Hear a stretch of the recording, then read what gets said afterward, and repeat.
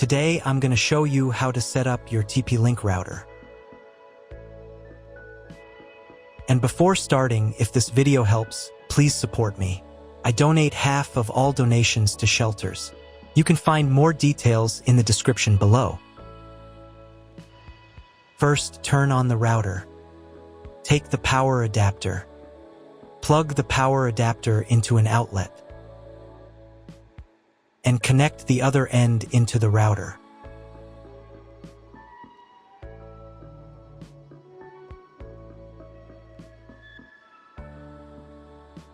Then press the power button.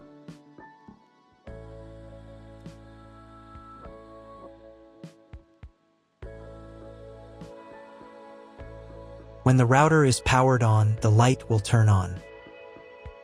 It may take a few minutes for it to completely turn on. Next, connect the cable from your internet provider or from your modem to the internet port. This port is often labeled WAN and typically has a unique color. Each cable should be inserted until there is a click. You now need to reset the router to its factory settings. Press and hold the router's reset button for 10 seconds. Wait for the indicator lights on the router to begin flashing. Sometimes, this button is located inside the router casing to prevent accidental presses. In this case, use a thin object to press it down.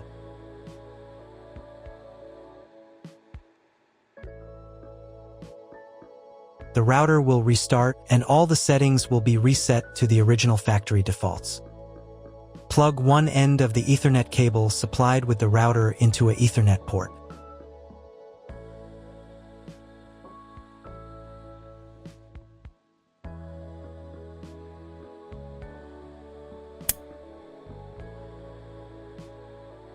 Plug the other end of the cable into your computer's Ethernet port. Please wait a few minutes for connection. The router is connected to your computer. Now, you will need to set it up. But first, I'll show you another way to connect the router if you don't have an Ethernet cable or your computer doesn't have an Ethernet port. Connect the router to the power source and plug in the cable from your internet provider.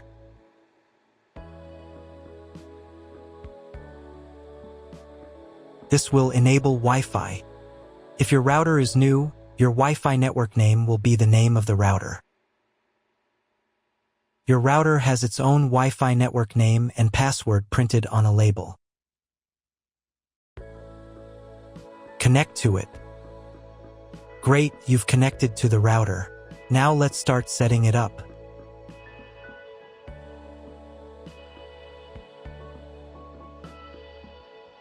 First, open your web browser and visit the URL you see on the screen. Use the URL bar instead of the search bar. At the beginning, you will see a form with a login and password. Usually, it is admin and admin.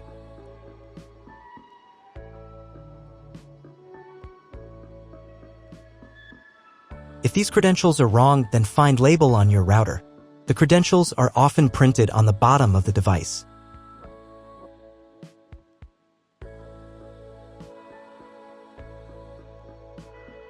If none of this works, it means that your router has already been configured and someone has changed the login and password.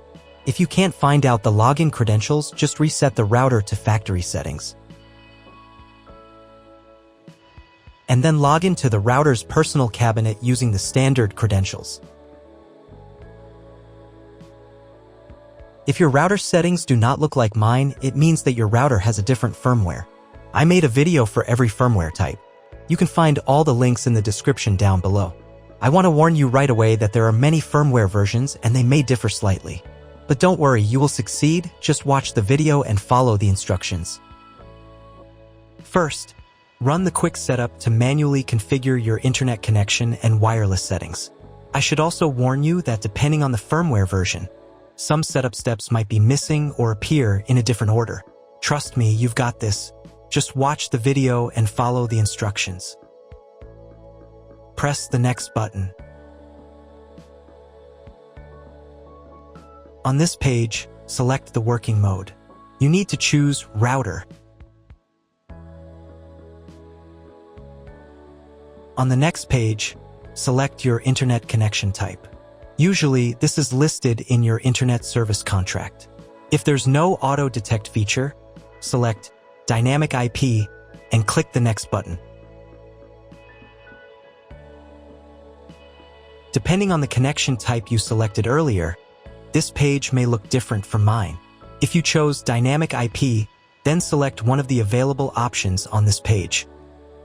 If your internet provider only allows access for a specific MAC address, you'll need to clone the MAC address of your main computer. If you're not sure, select No, I do not need to clone MAC address.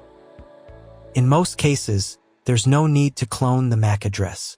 But if the internet doesn't work after the quick setup, try running it again and this time, clone the MAC address. On the next page, set a name and password for your future Wi-Fi network. From the wireless radio dropdown, select Enable. In the wireless network name field, enter the name of your Wi-Fi. Now set the password. If the wireless password field isn't active, click on it first, then type your password. It must be at least 8 characters long. Once you've entered the network name and password, click the Next button. If you were connected via Wi-Fi, reconnect to the new network now. Great! You've completed the quick setup. Click the Finish button, and after a couple of minutes, check your internet connection. Just try Googling something. If there's still no internet, try rebooting your router. To restart it, go to the System Tools menu. Then select Reboot. Click the Reboot button. After rebooting, wait a few more minutes. Sometimes the settings just need time to apply. If the internet still doesn't work, double-check that all the cables are connected correctly. If after all these steps you still have no internet, go to the Network tab. Then select MAC Clone. Now click Clone MAC Address. Save the settings. Reboot your router again. And after a couple of minutes, check your internet connection. If internet still doesn't appear, contact your internet service provider. He will tell you what type of connection you have and what other settings you need to do. That's all. If you found my video helpful, please support my work. Half of all donations I send to animal shelters. All details are in the description down below.